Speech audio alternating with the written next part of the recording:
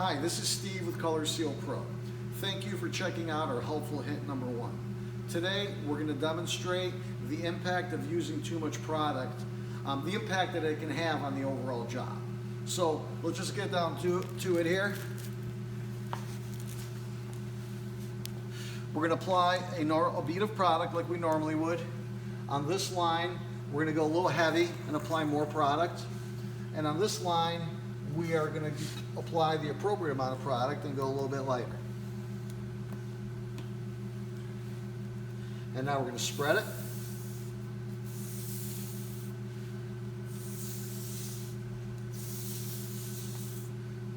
And then wipe like we normally would. So as you can see, with this line, we went heavy on the product. It's messy, and we're requiring multiple wipes. Obviously, it's taking a little bit longer to do this line. Now, with the line that we did the appropriate amount of product, basically got it clean in one wipe and a clean wipe.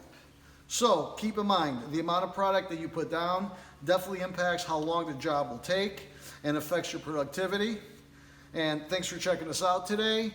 If you have any comments, questions, or would like to see a helpful hint of your own, go to our website and make the request, colorsealpro.com.